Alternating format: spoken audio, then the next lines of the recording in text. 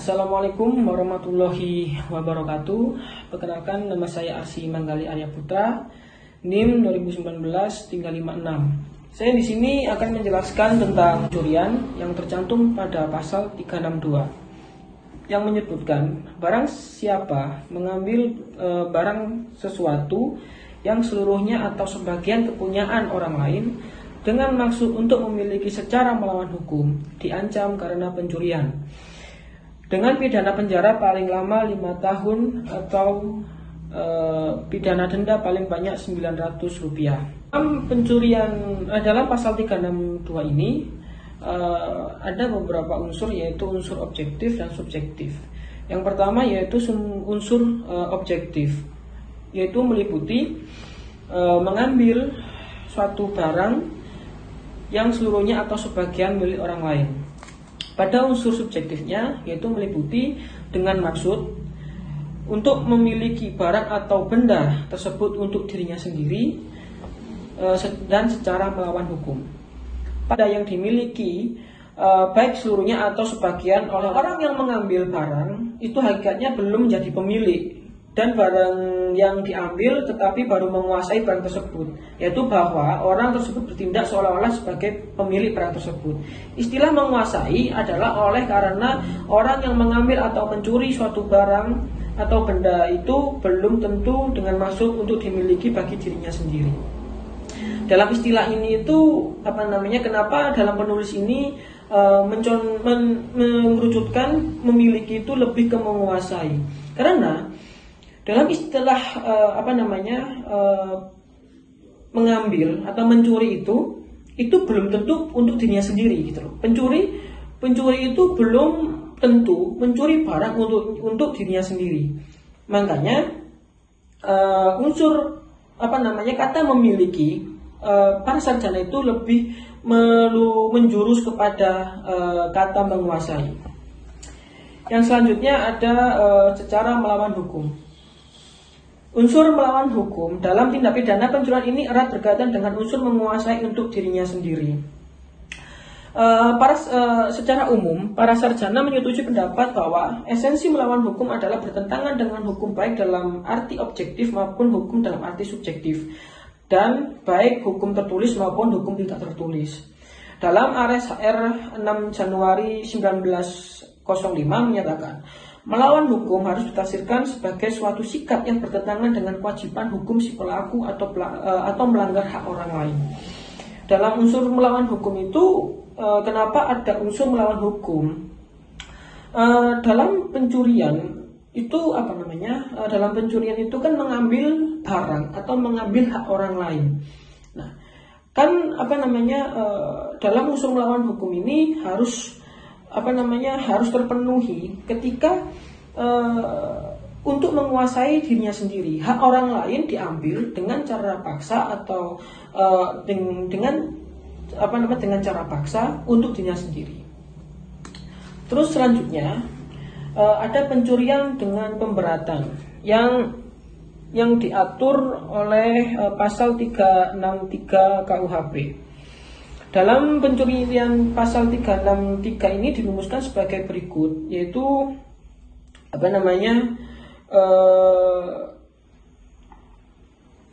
yang pertama ada pencurian ternak, terus pencurian pada waktu ada kebakaran, letusan banjir, gempa bumi atau gempa laut, gunung meletus, kapal karam, kapal terdampar, kecelakaan kereta api, huru hara, pemberontakan atau bahaya perang.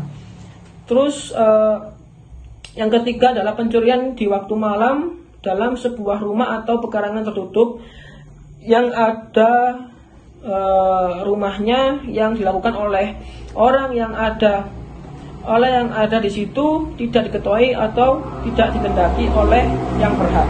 Yang keempat adalah pencurian yang dilakukan oleh 2 orang atau lebih.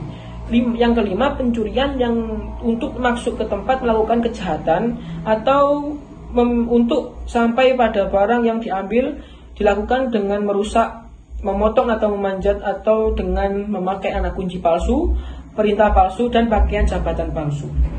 Nah, pada pasal 363 KUHP ini pencurian pemberatan sebagaimana itu Hasil berarti pembuktian dalam unsur-unsur 365 ditambah dengan unsur-unsur 363 ayat 1. Terus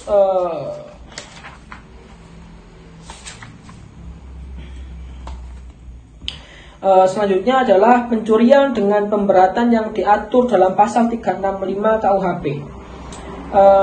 Pencurian pemberatan kedua ini adalah pencurian yang diatur dalam pasal 365 yang tidak lazim. Pencurian ini disebut dengan pencurian yang diikuti dengan kekerasan.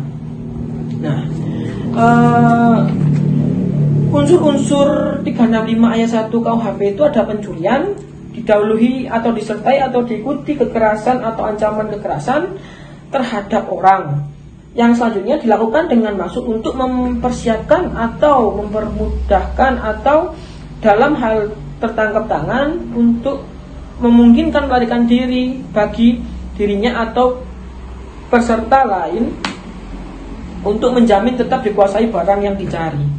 Nah, penjelasan di atas itu kekerasan dapat dilihat dalam ketentuan pasal 89 yang menyatakan bahwa membuat orang pingsan atau tidak berdaya disamakan dengan unsur kekerasan. Dalam pasal 365 KUHP, kekerasan itu mempunyai kekerasan dalam artian fisik, termasuk dalam pengertian kekerasan adalah mengikat orang yang punya rumah, menutup di dalam kamar, dan sebagainya. Kekerasan atau ancaman kekerasan ini perlu kiranya dikemukakan bahwa kekerasan atau ancaman kekerasan termasuk haruslah ditunjukkan kepada orang lain, bukan kepada barang. Jadi pada 365 ini unsur kekerasan itu dalam arti fisik, itu yang pertama. Yang kedua itu kekerasan ini atau ancaman kekerasan ini dilakukan pada orang, gitu, pada orang bukan pada barang. Jadi dalam unsur pencurian pada pasal 365, ketika ada pencuri dan ketika di rumah itu ada orang, ketika di rumah yang mau dicuri itu ada orang, itu bisa dibilang kekerasan. Itu yang pertama. Yang punya rumah itu mengikat atau menutup diri dalam kamar. Terus yang kedua, kekerasan ini dikemukakan pada orang. Jadi ketika ada seseorang yang mempunyai rumah itu memergoki, ada pencurian, itu ada kekerasan, entah itu dipukul, entah itu ditusuk atau sebagaimana. Kekerasan itu dalam artian fisik. Terus selanjutnya adalah unsur-unsur pasal 365 ayat 2 KUHP, yaitu unsur-unsur pasal 365 ayat 2 ke 1 itu waktu malam dalam sebuah rumah atau pekarangan tertutup yang ada rumahnya, di jalan umum, dalam kereta api atau tram yang sedang berjalan. Nah, unsur-unsur pasal 365 ini ada beberapa unsur yang masuk dalam pasal 363 KUHP. Nah, saya akan menjelaskan unsur-unsur yang belum dijelaskan pada pasal 363, yaitu jalan umum. Nah, yang dimaksud dengan jalan umum adalah setiap jalan yang terbuka untuk lalu lintas umum, berikut jembatan-jembatan dan jalan-jalan air yang terdapat di jalan tersebut, termasuk dalam jalan atau pejalan kaki, jalan hijau, tepi-tepi jalan, selokan-selokan dan tanggul-tanggul yang merupakan bagian dari jalan tersebut. Terus selanjutnya unsur pasal 365 ayat 2 yang keempat ini, unsur itu mengakibatkan luka berat. Nah, menurut ketentuan pasal 90 KUHP, dimaksud luka berat adalah jatuh sakit, mendapat luka yang tidak memberi harapan akan sembuh sama sekali atau menimbulkan bahaya maut. Yang kedua, tidak mampu secara terus-menerus untuk menjalankan tugas jabatan atau pekerjaan pencahariannya. Yang ketiga, kehilangan salah satu panca indera. Yang keempat, mendapatkan cacat berat. Terus yang kelima, menderita sakit lumpuh. Yang keenam, tangguhnya daya pikir selama 4 minggu lebih dan gugurnya atau matinya kandungan seorang perempuan. Terus selanjutnya unsur pasal 365 ayat 3 KUHP. Nah, ini sudah sangat jelas. Pencurian yang diketahui disertai atau diikuti oleh kekerasan atau ancaman kekerasan yang sebagaimana mengakibatkan kematian. Nah, dalam pasal 365 ini, dalam 365 ayat 3 ini itu pembeda ayat 3 sama ayat 1 itu. Kalau ayat 1 itu kan kekerasan dalam artian fisik. Jadi kalau dalam ayat 3 ini kekerasan yang menimbulkan atau yang mengakibatkan kematian. Selanjutnya ada pencurian ringan. Pencurian ringan adalah pencurian yang memiliki unsur-unsur dari pencurian di dalam bentuknya yang pokok, yang karena ditambah dengan unsur-unsur lain atau yang meringankan ancaman pidananya menjadi diperingankan. Nah, pencurian ringan di dalam KUHP diatur dalam ketentuan pasal 364, termasuk dalam pengertian pencurian ringan ini adalah pencurian dalam keluarga. Nah, pencurian ringan ini dalam pasal 364 itu yang pertama pasal pokok 362 ditambah dengan pencurian yang dilakukan oleh 2 orang atau lebih secara bersama-sama pada pasal 363 ayat 1 ke 4 KUHP. Yang selanjutnya pencurian yang dilakukan dengan membongkar, merusak atau memanjat dengan anak kunci, perintah palsu atau seragam palsu. Yang selanjutnya tidak dilakukan dalam sebuah rumah, tidak dilakukan dalam pekarang tertutup yang ada rumahnya, dan apabila harga barang yang dicurinya itu tidak lebih dari Rp25. Nah, dalam pencurian ringan ini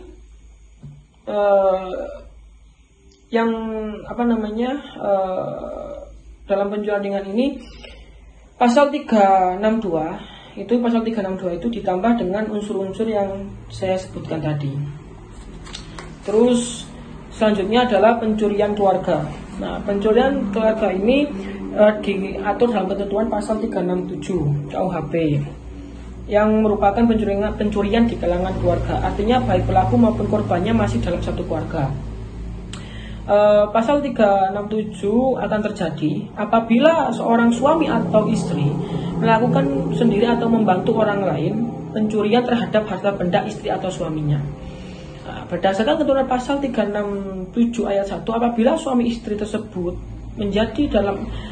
masih dalam ikatan perkawinan yang utuh, tidak terpisah meja atau tempat tidur, juga tidak terpisah harta kekayaannya, maka pencurian atau membantu pencurian yang dilakukan oleh mereka mutlak tidak dapat dilakukan penuntutan.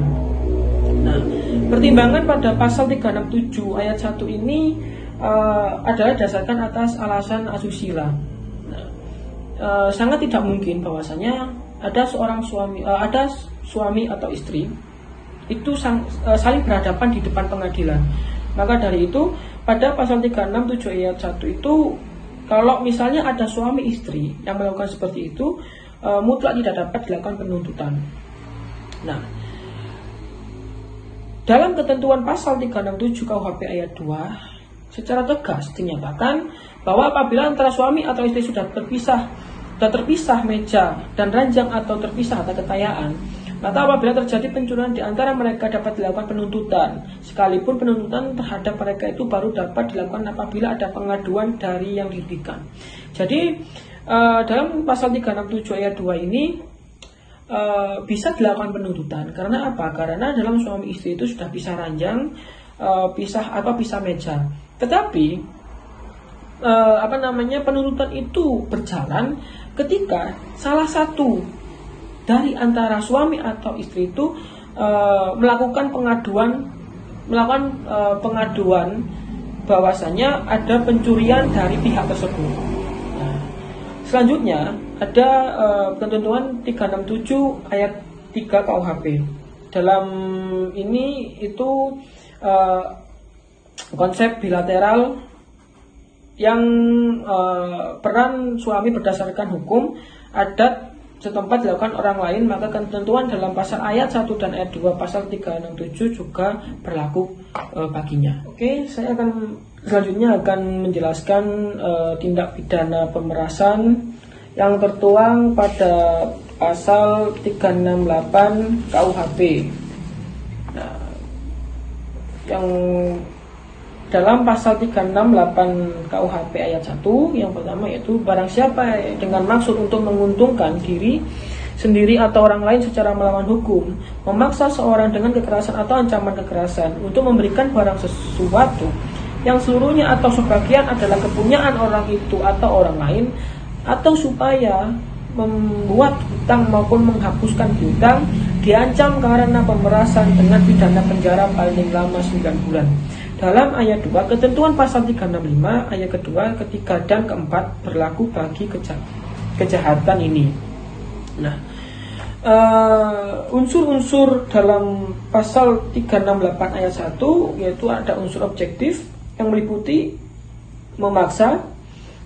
Yang pertama memaksa, yang kedua orang lain, yang ketiga dengan kekerasan atau ancaman kekerasan, yang keempat untuk memberikan atau menyerahkan sesuatu barang yang seluruhnya atau sebagian orang lain, yang kelima supaya memberi hutang, dan yang keenam untuk menghapus piutang. Nah, terus dalam unsur subjektifnya meliputi dengan maksud, yang pertama dengan maksud, dan yang kedua untuk menguntungkan diri sendiri atau orang lain. Nah, yang selanjutnya adalah tindak pidana pengancaman. Tindak pidana pengancaman dalam ketentuannya pasal 368 KUHP. Nah, mohon maaf, dalam pengancaman ini masuk dalam pasal 369. Nah, perbedaan dari sebenarnya pasal pemerasan dan pengancaman ini hampir sama, tetapi dalam pasal pasal pemerasan itu termasuk dalam pasal 368, yaitu menggunakan pemerasan yang menggunakan kekerasan atau ancaman kekerasan. Nah, oke, selanjutnya yaitu adalah penggelapan, yaitu tertuang pada pasal 372 sampai 377 KUHP. Nah, penggelapan berdasarkan ketentuan pokok itu diatur dalam pasal 372 KUHP yang berbunyi, barang siapa dengan sengaja melawan hukum memiliki barang sesuatu yang seluruhnya atau sebagian adalah kepunyaan orang lain, tetapi yang ada dalam kekuasaannya bukan karena kejahatan, diancam karena penggelapan dengan pidana penjara paling lama 4 tahun atau pidana denda paling banyak Rp900. Nah, unsur dalam pasal pokok penggelapan yaitu pasal 37 KUHP, yaitu pertama unsur objektif. Yang pertama itu ada mengaku sebagai milik sendiri atau menguasai. Yang kedua suatu barang. Yang ketiga yang seluruh atau sebagian milik orang lain. Yang keempat yang ada dalam kekuasaannya bukan karena kejahatan dan secara melawan hukum. Yang selanjutnya adalah unsur subjektif, yaitu dengan kesengajaan. Terus selanjutnya yaitu penggelapan ringan, yaitu tercantum dalam pasal 373, yaitu perbuatan yang pada pasal 372 tetapi bukan ternak dan harganya tidak melebihi Rp25. Nah, jadi dalam penggelapan ringan ini pasal 372 ditambah dengan bukan ternak dan harganya tidak lebih dari Rp25. Itu termasuk dalam penggelapan ringan. Terus selanjutnya yaitu adalah penggelapan dengan pemberatan, yaitu dalam ketentuan 374 KUHP, yaitu yang berbunyi penggelapan yang dilakukan oleh orang yang penguasanya terhadap barang disebabkan karena ada hubungan kerja atau karena pencarian atau karena mendapat upah untuk itu, diancam dengan pidana penjara paling lama 5 tahun. Unsur-unsur dalam 374 itu yaitu dalam yang pertama dalam penggelapan, yaitu dalam unsur yang bentuk pokok, terus ditambah dengan dilakukan oleh seseorang suatu barang atau benda ada di bawah kekuasaannya yang dikarenakan hubungan kerja, mata pencaharian, dan mendapatkan upah untuk itu. Nah, terus selanjutnya yaitu penggelapan dengan pemberatan pada pasal 375 KUHP. Nah, dalam pasal 375 ini penggelapan yang dilakukan oleh orang yang dikarenakan terpaksa diberi barang untuk disimpan, atau yang dilakukan oleh wali pengampu, pengurus atau pelaksana surat wasiat, pengurus lembaga sosial atau yayasan terhadap barang sesuatu yang dikuasainya selaku demikian, diancam dengan pidana penjara paling lama 6 tahun. Assalamualaikum warahmatullahi wabarakatuh. Perkenalkan, nama saya Alfredo Sanjaya, NIM 2019 1011 0311 337. Di sini saya akan menjelaskan tentang penadahan. Tindak pidana penadahan atau tindak pidana pemudahan ini merupakan tindak pidana yang erat kaitannya dengan tindak pidana terhadap harta kekayaan orang lain. Tindak pidana penadahan atau tindak pidana pemudahan ini diatur dalam Titel 30 Buku 2 dalam pasal 480 KUHP yang berbunyi diancam dengan pidana penjara paling lama 4 tahun atau pidana denda paling banyak Rp900. Ayat 1, barang siapa membeli, menyewa, menukar, menerima gadai, menerima hadiah, atau untuk menarik keuntungan, menjual, menyewakan, menukarkan, menggadaikan, mengangkut, menyimpan, dan menyembunyikan suatu benda yang diketahui atau sepatutnya harus diduga bahwa diperoleh dari kejahatan penadahan. Ayat kedua, barang siapa menarik keuntungan dari hasil suatu benda yang diketahuinya atau sepatutnya diduga bahwa diperoleh dari kejahatan. Lalu ada yang kedua, ada penadahan sebagai kebiasaan. Penadahan sebagai kebiasaan, penadahan yang dijadikan kebiasaan dimuat dalam pasal 481 KUHP yang rumusannya adalah sebagai berikut. Yang pertama, ayat pertama, barang siapa menjadikan kebiasaan untuk sengaja membeli, menukar, menerima gadai, menyimpan, atau menyembunyikan barang yang diperoleh dari kejahatan diancam dengan pidana penjara paling lama 7 tahun. Yang kedua, yang salah dapat dicabut haknya terdapat dalam pasal 35 nomor 1 sampai 4 dan haknya untuk melakukan pencarian dalam mana kejahatan dilakukan. Lalu di sini saya akan menjelaskan tentang pengerusakan dan penghancuran. Jadi jenis tindak pidana perusakan diatur dalam ketentuan pasal 406 sampai dengan 412 KUHP yang pada hakikatnya tidak didiskualifikasikan secara jelas dalam KUHP. Nah, tindak kejahatan dalam bentuk penghancuran dan perusakan itu diatur dalam KUHP. Menurut KUHP, tindak pidana penghancuran atau perusakan dibedakan menjadi 5 macam, yaitu yang pertama, penghancuran atau perusakan dalam bentuk pokok, yang kedua penghancuran atau perusakan ringan, yang ketiga penghancuran atau perusakan bangunan jalan kereta api, telegraf, telepon, dan listrik, yang keempat penghancuran atau perusakan tidak dengan sengaja, yang kelima penghancuran atau perusakan terhadap bangunan atau alat pelayaran. Yang pertama ada penghancuran atau perusakan dalam bentuk pokok.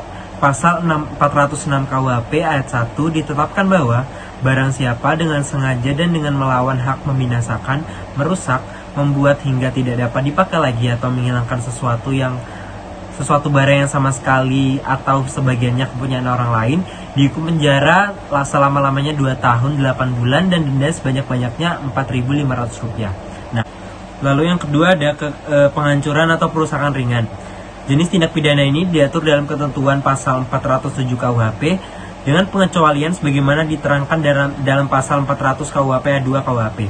Untuk lebih jelasnya, berikut yang dikemukakan dalam pasal tersebut, yaitu yang pertama, ketentuan pasal 407 KUHP secara tegas menyatakan perbuatan-perbuatan yang dirumuskan dalam pasal 406 jika harga kerugian yang disebabkan tidak lebih dari Rp25 diancam pidana penjara paling lama 3 bulan atau denda paling banyak Rp60.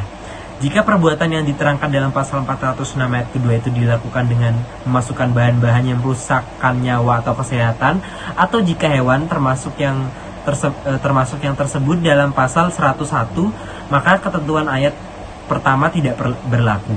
Lalu pasal 408 tentang merusakkan keperluan umum berbunyi, barang siapa dengan sengaja dan dengan melawan hak membinasakan, merusak atau membuat sehingga tidak dapat digunakan lagi pekerjaan jalan kereta api, tram, kawat telegram, telepon atau listrik, atau pekerjaan untuk menahan air, pembagian air, atau pembuangan air, pipa gas atau air, atau selokan, jalan membuang kotoran, jika buatan-buatan saluran selokan itu dipergunakan untuk keperluan umum, dihukum penjara selama-lamanya 4 tahun. Lalu pasal 409 yang berbunyi barang siapa yang karena kesalahannya atau kealpaannya menyebabkan bangunan-bangunan tersebut dalam pasal di atas dihancurkan, dirusakkan atau dibuat tak dapat dipakai, diancam dengan pidana kurungan paling lama 1 bulan atau pidana denda paling banyak Rp1.500. Dan ada juga pasal 410, barang siapa dengan sengaja dan secara melawan hukum untuk menghancurkan atau membuat tak dapat dipakai suatu gedung atau kapal yang seluruhnya atau sebagian milik orang lain, diancam dengan pidana penjara paling lama 5 tahun. Lalu ada pasal 411 tentang perbuatan merusakkan barang di kalangan keluarga. Mengenai perusakan di kalangan keluarga ini, R. Susilo mengatakan bahwa merusak dalam kalangan kekeluargaan tunduk pada pasal 306 7Jo 411 KUHP dan merupakan delik aduan. Pasal 411 KUHP berbunyi, ketentuan dalam pasal 367 berlaku bagi kejahatan yang diterangkan dalam bab ini, pengerusakan. Lalu ada pasal 412 yang berbunyi, bila salah satu kejahatan yang diterangkan dalam bab ini dilakukan oleh kedua orang atau lebih dengan bersekutu, maka pidananya dapat ditambah sepertiga kecuali dalam hal yang tersebut dalam pasal 407 ayat 1. Lalu ada pasal 242 KUHP tentang pemalsuan sumpah palsu. Yang pertama, barang siapa dengan keadaan di mana undang-undang menentukan supaya memberi keterangan di atas sumpah palsu atau mengadakan akibat hukum terhadap keterangan yang demikian dengan sengaja memberikan keterangan palsu di atas sumpah, baik dengan lisan maupun tulisan, secara pribadi maupun kuasanya yang khusus dituju untuk itu, diancam dengan pidana penjara paling lama 7 tahun. Lalu yang kedua, jika keterangan palsu di atas sumpah diberikan dalam perkara pidana dan merugikan terdakwa atau tersangka yang bersalah, diancam dengan pidana penjara paling lama 9 tahun. Lalu disamakan dengan sumpah adalah janji atau perbuatan yang diharuskan menurut aturan-aturan umum atau yang menjadi pengganti sumpah. Yang keempat, pidana pencabutan hak berdasarkan pasal 35 nomor 1-4 dapat dijatuhkan.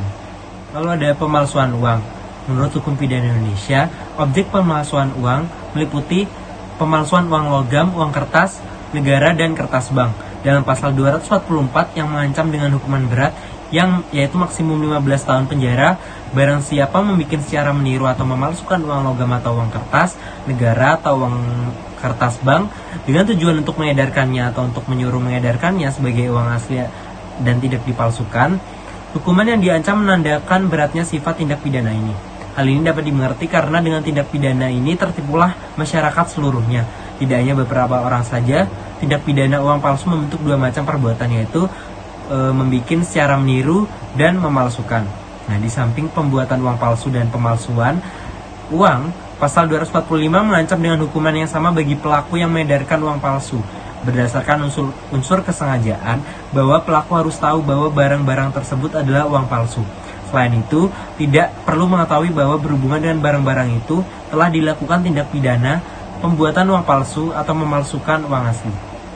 Unsur-unsur pidana dari tindak pidana pemalsuan antara lain, yang pertama, pada waktu memalsukan surat itu harus dengan maksud akan menggunakan atau menyuruh orang lain menggunakan surat itu seolah-olah asli dan tidak dipalsukan. Yang kedua, penggunaannya harus dapat mendatangkan kerugian.